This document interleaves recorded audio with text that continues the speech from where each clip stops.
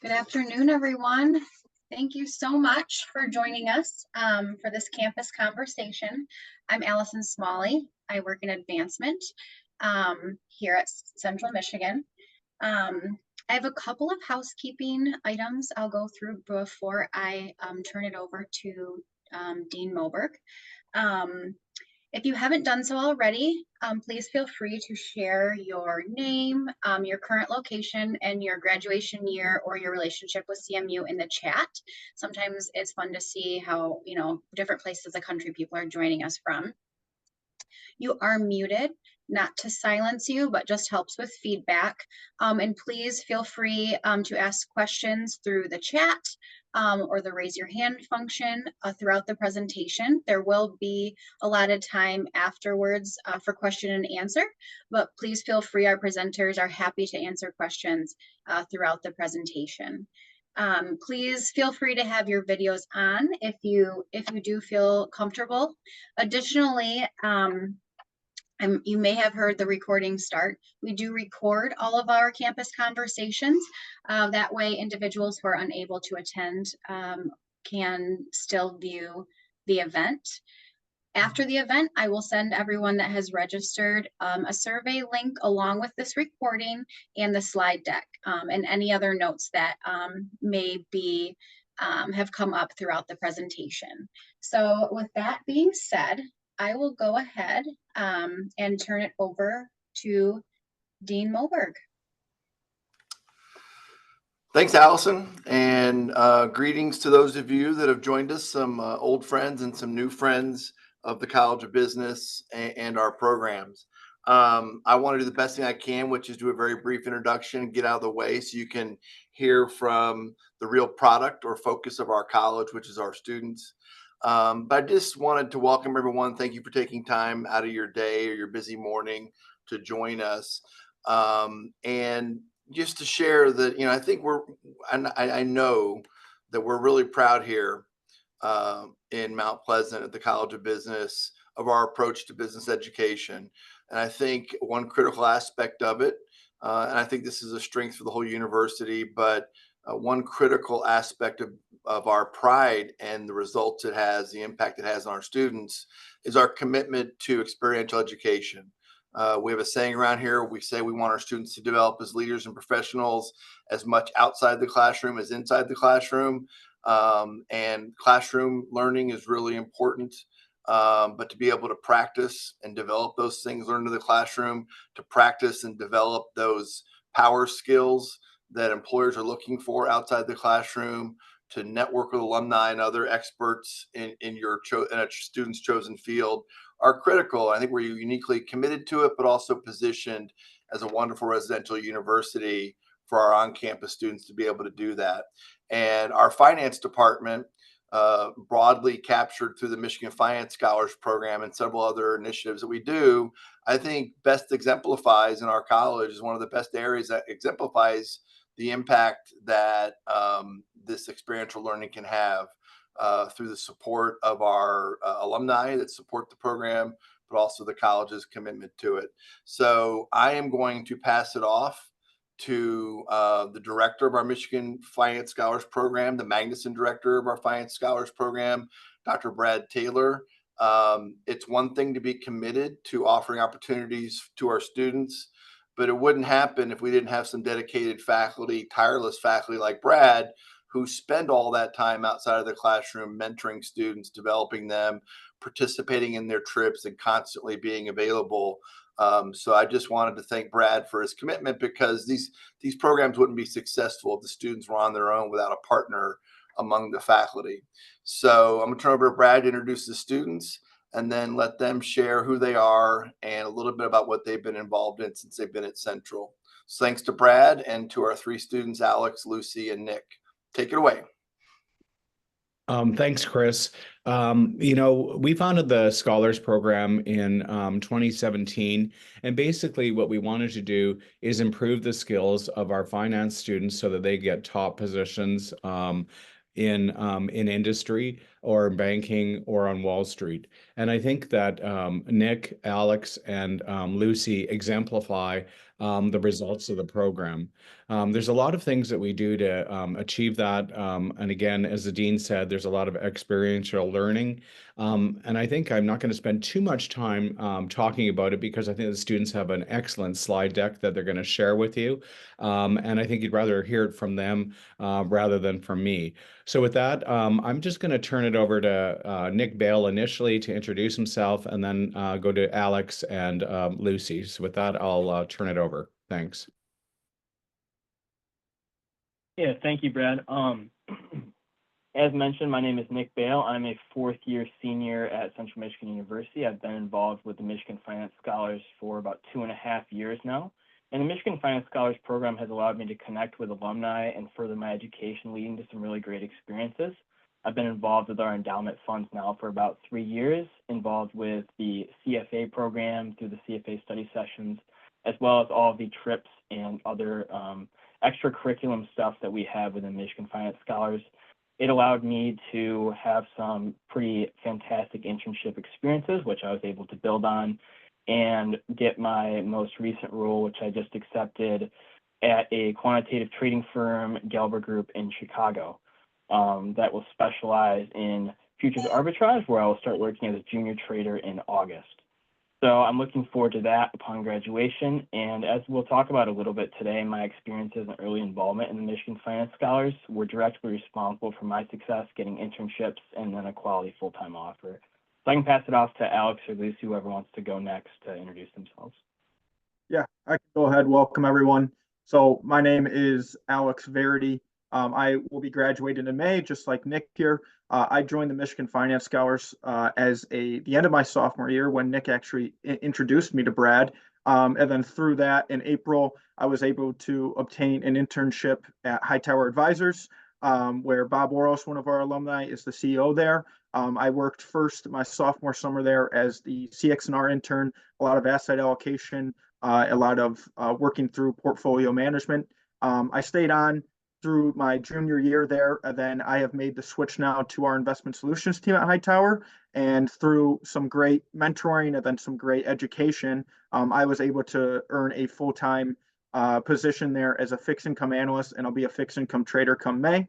And then through that, there's been a lot of different experiences that I've been able to enjoy, including the trips, having been involved with the CFA program, and then some other stuff that we'll include in our presentation that we'll get to. So with that, I'll hand it over to Lucy to kind of talk about herself. Thanks, Alex. And once again, welcome everyone. We really appreciate you taking the time out of your busy schedule to listen to all of us. A little bit about myself. Again, I'm Lucy Forlastro. I'm a third-year student here at CMU. My involvements in the finance program have been leading the Wall Street Journal Club, the endowment funds along with Nick and Alex, along with as we'll get into later, the competitions, the trips, the Saturday morning case studies, which I can't emphasize enough, has led to my pre-career success. After my freshman year, I interned in Kellogg's as a corporate finance intern. And then this past summer, I had the opportunity to participate in Girls Who Invest. So I spent 4 weeks in Philadelphia at the Wharton School of Business. And then for the following 6 weeks, I was in Baltimore completing a venture capital internship. And then next summer, I plan on pursuing investment banking in New York.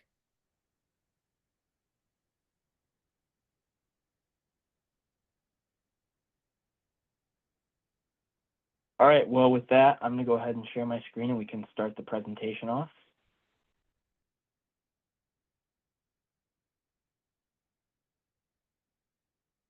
So as everybody mentioned, welcome everybody. Thank you for taking the time out of your day. Today we're going to talk a little bit about the Michigan Finance Scholars Program. We're going to specifically talk a little bit in depth about some of our student endowment funds, how they're ran, as well as some of the value that the Michigan Finance Scholars Program brings to students through the Wall Street Journal Club, through the trips, and through the competitions. So our agenda today, we're going to talk about some of the trips, the Wall Street Journal Club, and some of the competitions to start off with. We're going to explain the endowment funds and talk about how we measure their performance, how that brings value to students. We're going to talk about some recent changes we've made within the funds. We're going to talk about how the funds teach students how to do portfolio analysis, risk, some economic outlook. Then we're going to talk about our valuation process, how we manage the portfolio as a student-run endowment fund. And then we're going to give our long-term vision for the program and the funds, allow you guys to give any feedback that you guys have, and answer any questions, and then go into the conclusion. So we already did our introduction, so now I will hand it off to Alex to go over Chicago here. Yeah, so a lot of the value add of being a Michigan Finance Scholar at Central Michigan University is we're able to take a lot of really exponential trips, including Chicago. We go to Minneapolis, we go to New York. In Chicago, we've gone the last, I think, couple years, and especially we get to do an alumni event where we get to see people like yourselves and be able to greet and meet you and be able to kind of share a connection and understand things that you guys are doing in industry and better understand that. So we did that. We also look into meeting a lot of our alumni that actually are working in industry in the areas that we go to. So like I said, we go to Greenstone Partners, which is a real estate firm down there. The Beacon Group, we visit JP Morgan, but now KPR. Then we also typically spend a full day with Bob Oros and Hightower Advisors. Last year, he actually gave us a tour of Wrigley Field, which was awesome. And then we had lunch at the Hightower's office. And then we took a tour as well of the CBOE trading floor the last 2 years, which has been awesome.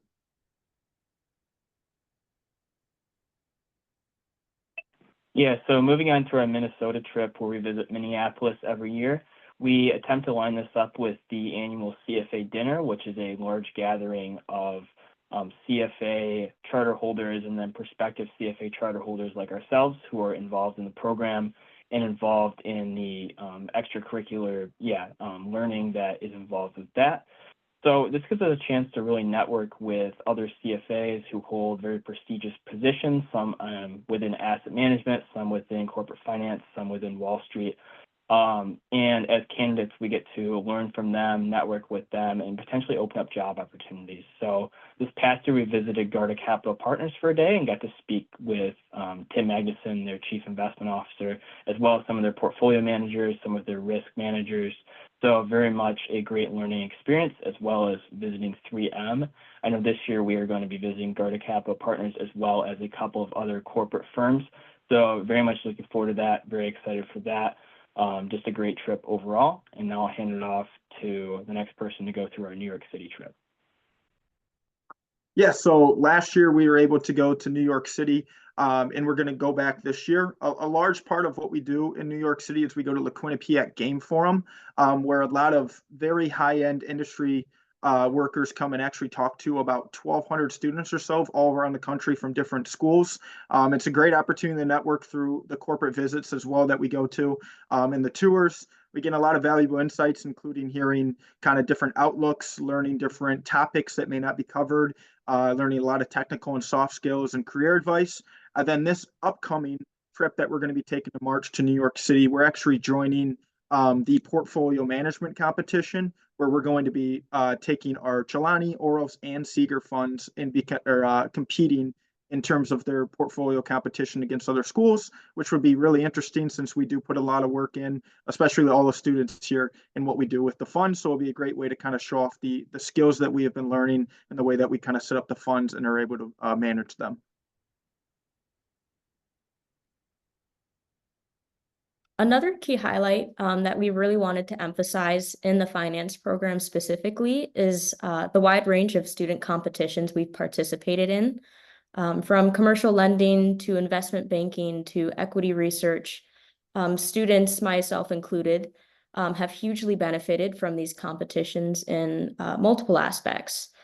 First, the technical knowledge that you gain from these competitions is as real world as it gets.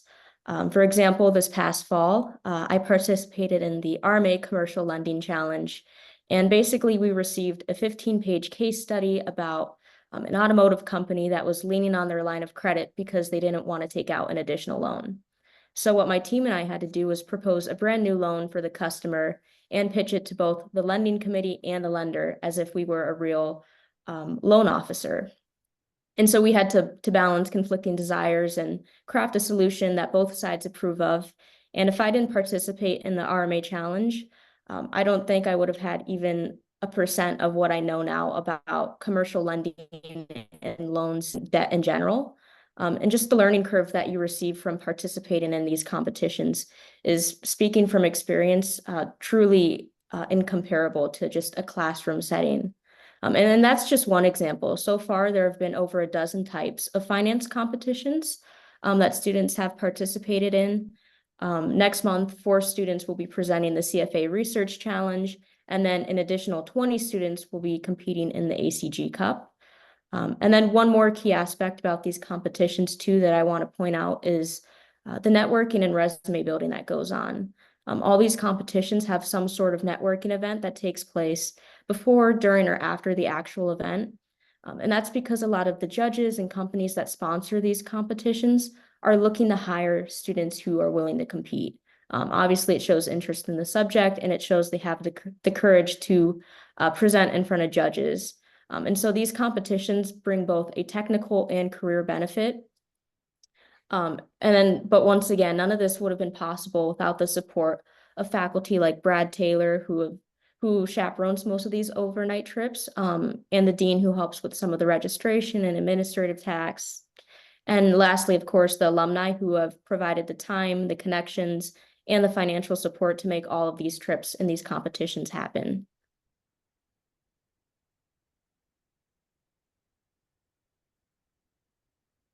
And then another finance extracurricular, one that's pretty near and dear to my heart, is the Wall Street Journal Club, which I help lead.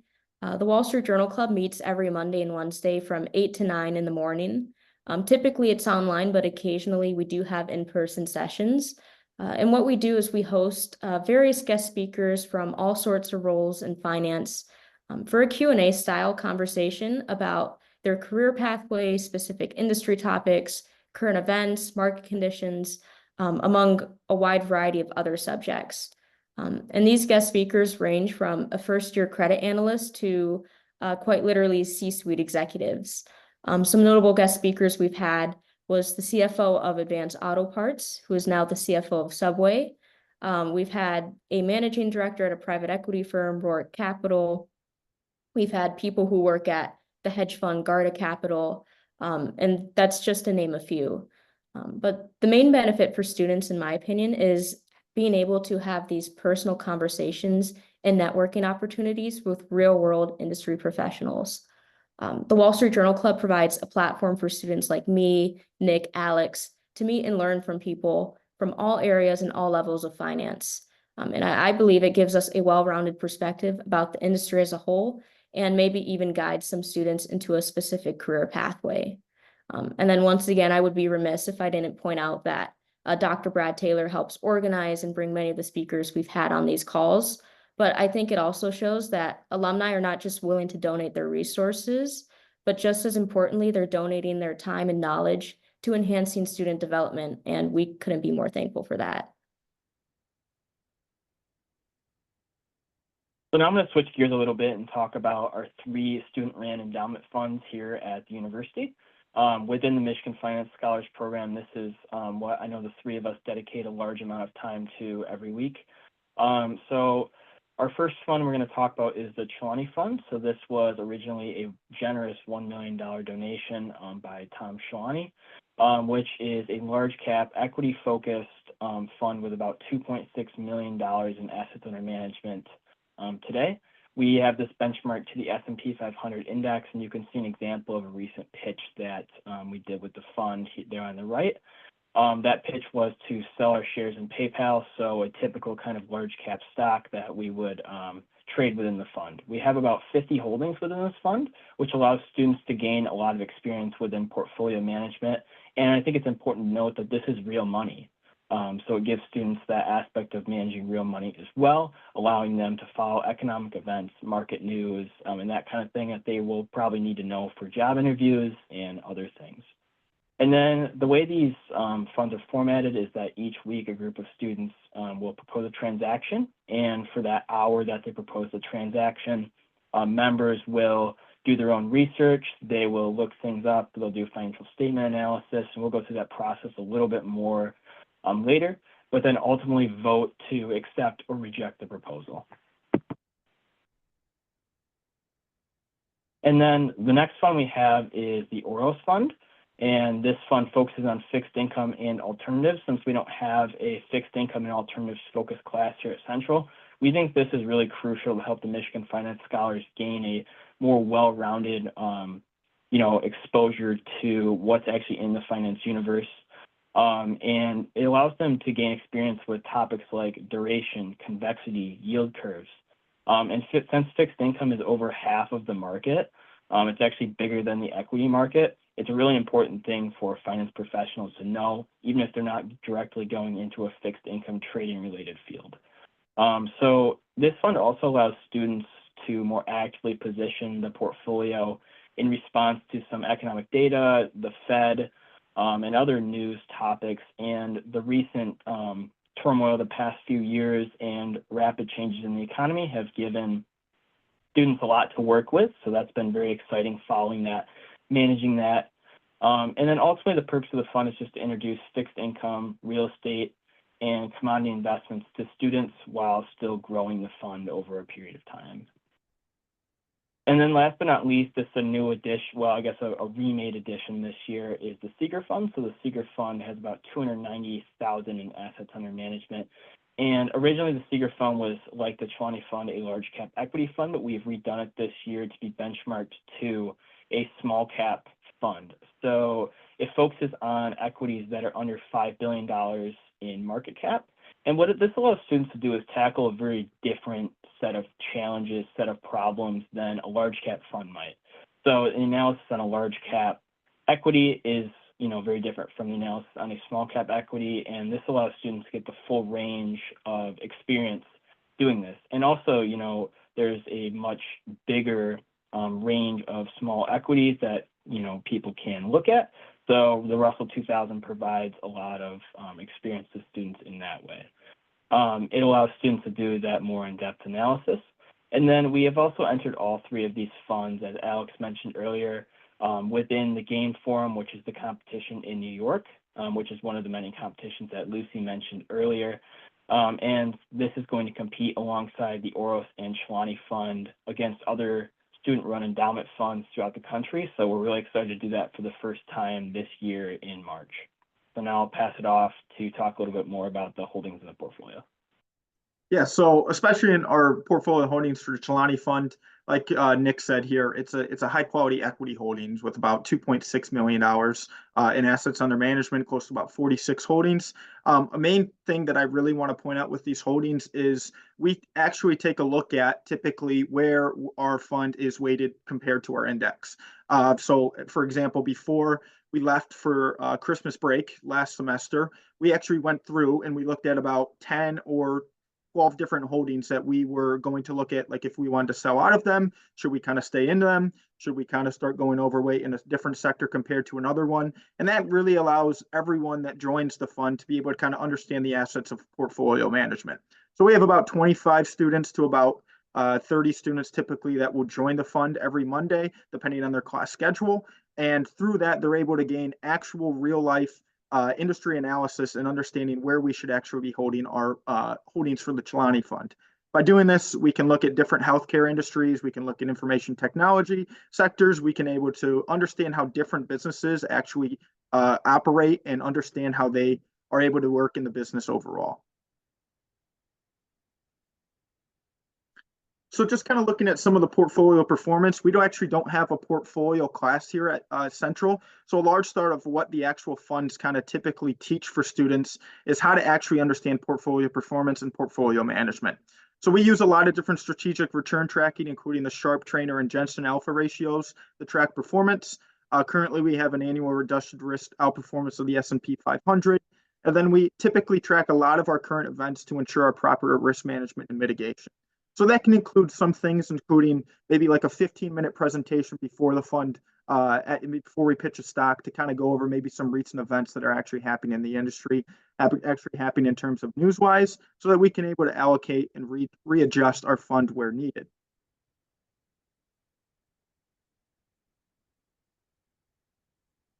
So looking at our portfolio sector weightings, like I said before, we recently trimmed the portfolio to include some higher quality names. We have about 10% on cash on hand that allows us to, if we wanted to go maybe overweight or underweight a different name, we can make changes as is. We're typically right now overweight in recession resistant equities, and then we look for equities with top quartile capital allocation and growth strategies. And a lot of what we actually look at, we learn from classes like Dr. Brad Taylor teaches, where we kind of go through and understand how is a portfolio's capital structure set up. Is this kind of an investment that we should look to hold for the Chilani Fund, maybe a more less risky portfolio as we want this to be able to stay in touch for students down the line. And by doing this, we're able to look at where we're actually allocated in terms of sectors, where we want to be allocated in terms of sectors moving outwards, and then we can able to make readjustments moving forward.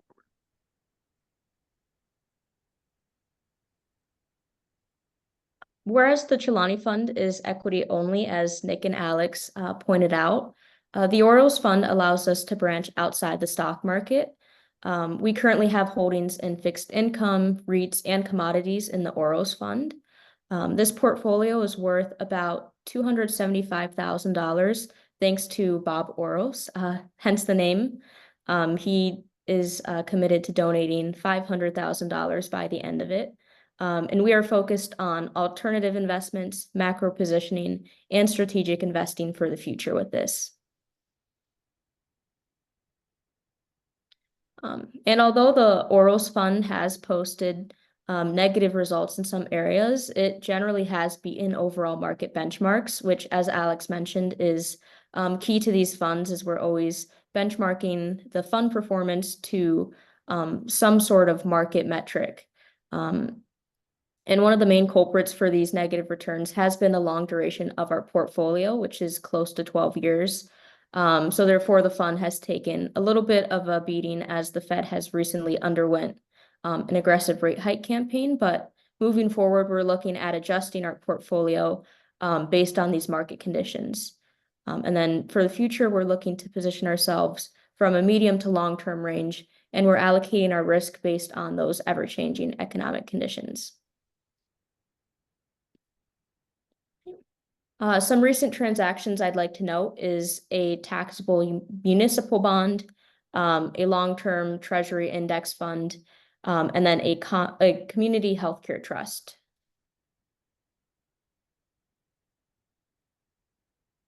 Yeah, thanks, Lucy. So when we look at our investment process overall, we're just trying to teach students how they can value these things in a job, in a career, and just kind of expand their overall financial knowledge.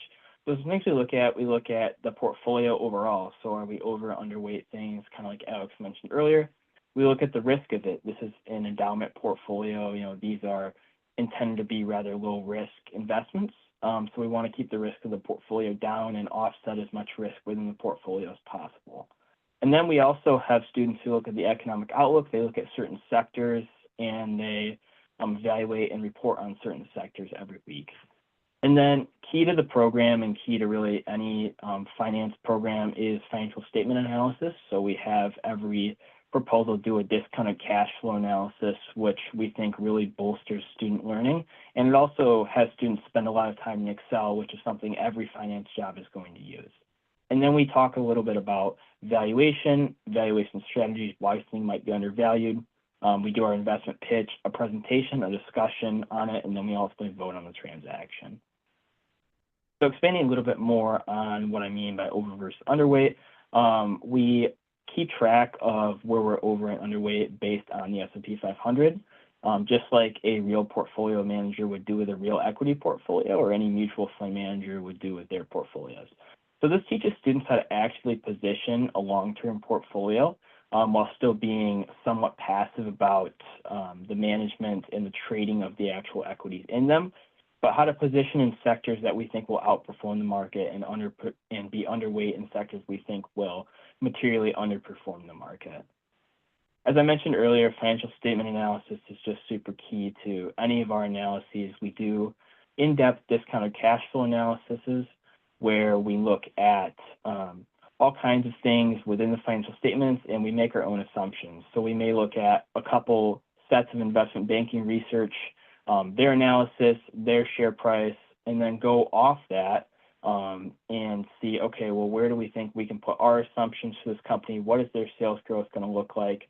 So these are very in-depth analyses, and I've seen students spend 10, 20, 30, 40 hours on some of these. They're very in-depth and they're very well thought out. And, doing this gives them a lot of great industry experience for when they do get a job, get an internship, and also gives them something to show off in a potential job interview where they can send somebody, hey, I did this presentation, or hey, I did this financial statement analysis. Like, if I can do this for our fund, then I can do this for you as well. So that kind of thing is what we're looking to build, those skills that students can actively use. So I'll hand it off to Alex now to go over the next slide. Yeah, so like Nick mentioned, a lot of our valuation process and recent trends, we look at free cash flow. We look at calculating long-term growth rate, running those DCFs that we have learned through our classes through Dr. Brad Taylor and other professors here in the finance program. And we typically try to utilize a lot of that equity value to try to determine a position. And one thing I wanted to point out is a lot of these, especially for the funds, it gives the students an opportunity to try to pitch a stock that they think can be termed valuable. And what that means by that is that during the funds, we now have our meetings in person, which we just switched to this year. It allows the students to get up in front of about 20 students, pitch their idea, be able to respond to questions, understand maybe different aspects of the business that they didn't understand, and be able to come to a value that they think is going to be meaningful for the fund. That gives them a lot of different opportunities. It helps them with their case studies. It helps them with the competitions, like Lucy mentioned earlier, by giving them a practice run and understanding, just some other qualities as well as like my presenting. How can I present better? How can I actually learn to do my DCF better? How can I value a company better? And it gives students a lot of the opportunity to be able to grow on those grow on those chances and be able to improve themselves moving forward.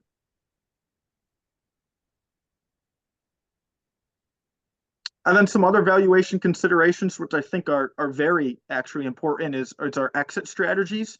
So it's one thing to pitch a company and think, yeah, it's going to go on forever, but it's also to kind of think of the other side, the downside risk. So in all of our presentations, we like to put into an exit strategy. This allows us to be able to understand, if we were to want to take assets, or if we want to take a value out of a company at 20% up, then we would kind of have an exit strategy, or putting in a stop loss to try to limit our losses on the downside. A lot of that goes into the investment value proposition because it teaches these students a lot of the sensitivity analysis.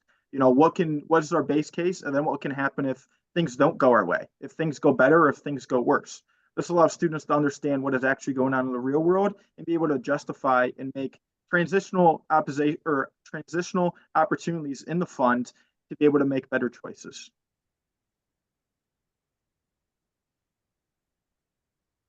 Yeah, and then looking at the long-term vision of the funds, really what we're trying to do is we're trying to have a long-term strategy that can keep risk low and keep these funds going into the future.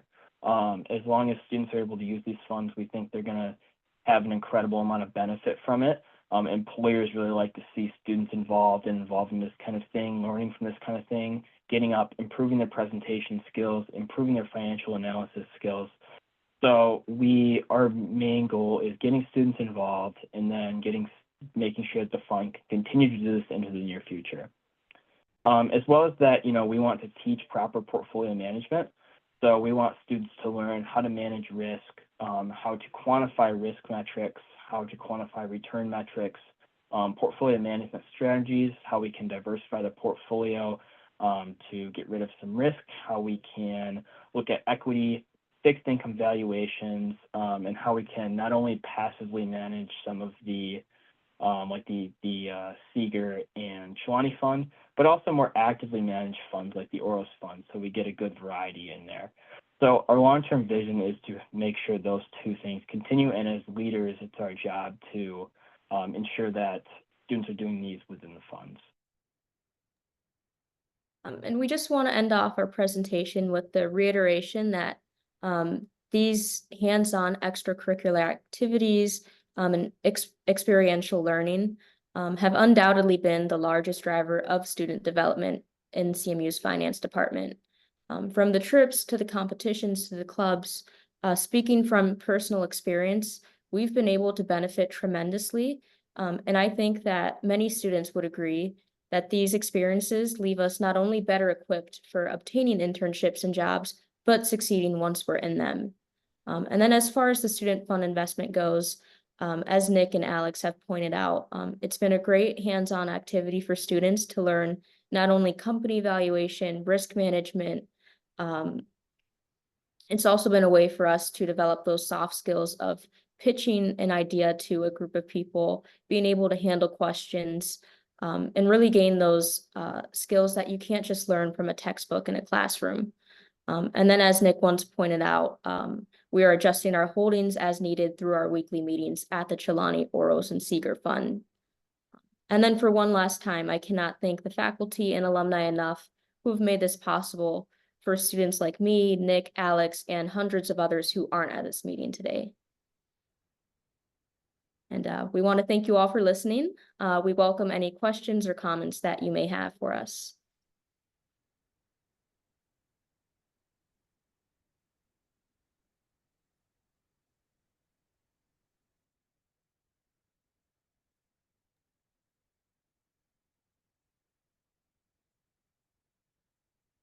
Well, if we don't have any immediate questions, if anybody has any questions, feel free to throw them in the chat and we can definitely answer them.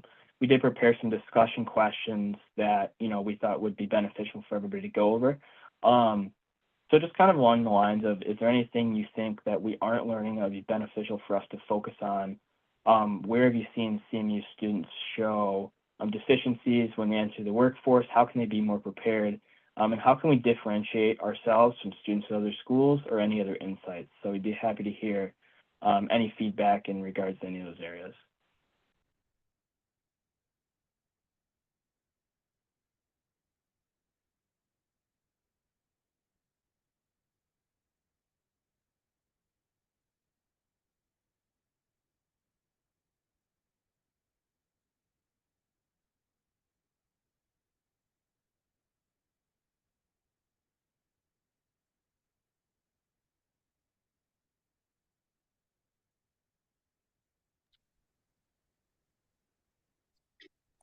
So I will ask one thing. Talked a lot about what you've been doing and the impact, but I know that this group and other students are lifelong learners and have aspirations. So what are some of the things that you're dreaming and scheming about that you'd like to do beyond all the things you're already doing as part of this program?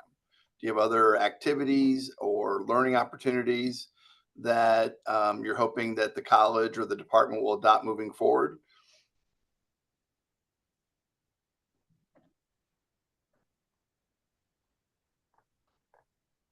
Yeah, I can kind of kick us off with this. I really like the CFA program. I know Alex is involved with that as well. And I think being able to pass my level 1 CFA in August was just a huge advantage in the job market. It put me in a great spot. And employers really like that. So I think getting people a little bit more involved with the CFA program. I know Brad does the CFA study sessions in the morning. Getting people involved with those earlier, getting people involved in the program a little bit earlier, and maybe expanding the CMU or the CFA curriculum within CMU, promoting it a little bit more, promoting Brad's study sessions, I think would be really key I mean, that's something that I would want to see going forward. But ultimately, I think that's more of we need to promote them a little bit more and kind of push that program a little bit. And just so that we don't, humility matters, but since Brad has been working with students over the last 4 or 5 years, I think you were the only student that took it in the fall, right, Nick? And you passed. The national pass rate was Yeah, I 35 did. or 40%. So our students, as they're graduating and are voluntarily studying, in addition to all the other things they're doing, are passing at a higher rate than the national average, which we're really proud of and grateful for Brad's mentorship. Alex, you were going to chime in? Yeah, I kind of wanted to reiterate what Nick was saying there. I think a lot of what, especially the CFA kind of does in terms of preparing the students is it teaches them what I think is a mile long of information. It covers portfolio management, corporate issuers, it covers economics, financial statement analysis, fixed income. And a lot of what that does, and I think it's pretty important, especially I know Nick passed, I'll be sitting in February. It teaches you a lot of different skills that you may not have access to. So I think just moving forward, I think the one thing I'd like to see is a lot of that curriculum start to kind of get in play in maybe some of the classrooms. You know, I will be a fixed income analyst come in May, and I think I learned all the fixed income analysis from the CFA because a lot of that is. Oh no, he froze. It's not taught. So I think a big part of covering a lot of those different for a lot of the students here. One thing too, I'll add a little bit different from the CFA, but from my experience of leading the Wall Street Journal Club, I've really realized the importance of being connected to alumni. And having Brad likes to host, he tries to host once a month, like a Saturday morning case study with some sort of alumni in the field of finance that they're in. And I think that gives as pretty real world experience and knowledge as you can get.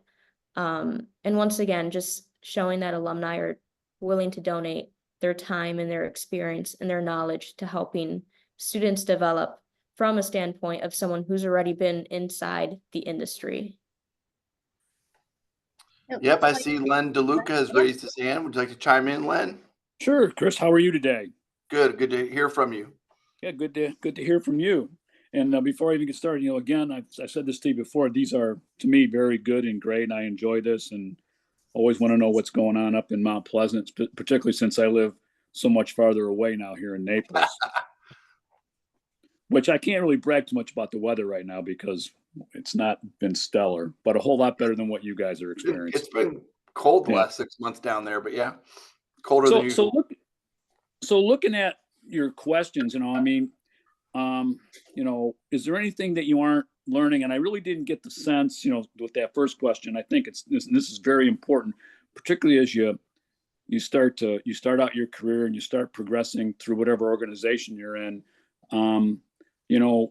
Managing people and building teams.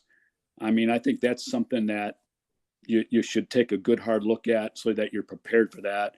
Because once you start supervising people, managing teams, particularly in today's world where now, sometimes you're working at the office, sometimes you're not, you're working from home and you're working remote. I think that's a very critical skill to have as you go, further into your career. So I would, I don't really see anything that we're doing here that you get that experience. And I think that's very, very important.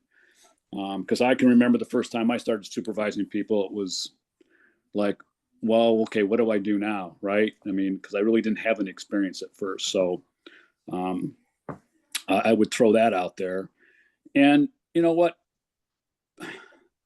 Being prepared to enter the workforce, I think you folks are doing a lot that are getting you prepared. I mean, you're doing a whole lot more than we did back in the 70s, that's for sure. So I think you're doing a lot of the right things. I think, and kind of this comment kind of encapsulates everything. As you enter the workforce, always keep in mind that you have a lot of responsibility for how well you do. And you have a lot of responsibility of how you progress through whatever organization you work in. And I, through the course of my career at Ford, there were a lot of people that were waiting for the supervisors to progress them through the organization. And that's not the way it really should work. I mean, you got to be the one that's, taking charge of that and your development and always keep that in the back of your mind. And the other thing that I think is important is you're going to have your good days and your bad days. And you just got to learn patience. And I've known a lot of people in my time, whether they're with Ford or with not, that they didn't have a lot of patience. And like I said, you're going to have good days and bad days. And you always got to keep in mind that it's a long game.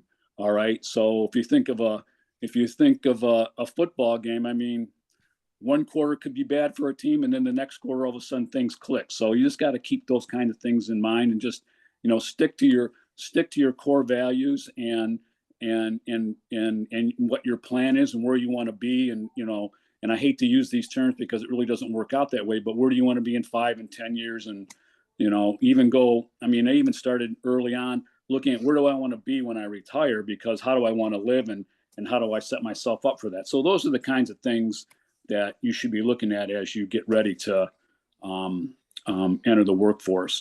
But what you folks are doing now to prepare yourself for your work life is fantastic.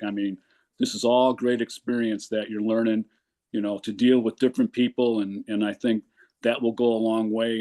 And I think those are the kinds of things that the more you do, and I think the other thing I would throw in there too is, I know there's internships and there's what you're doing here with the finance scholars and all that, but I would also look at adding some community service into those things you get involved in before you go into the workforce, because companies look at that. And I know that, Ford, we did a lot of community service stuff, and that was an important thing that we looked at as we evaluated people to come to work for us. So that's what I got. Thanks for sharing all of that, Len. Students, do you want to comment on any of those things, particularly chances you get to build relationships, be an effective team member, lead, or any of the 3 or 4 things that Len shared?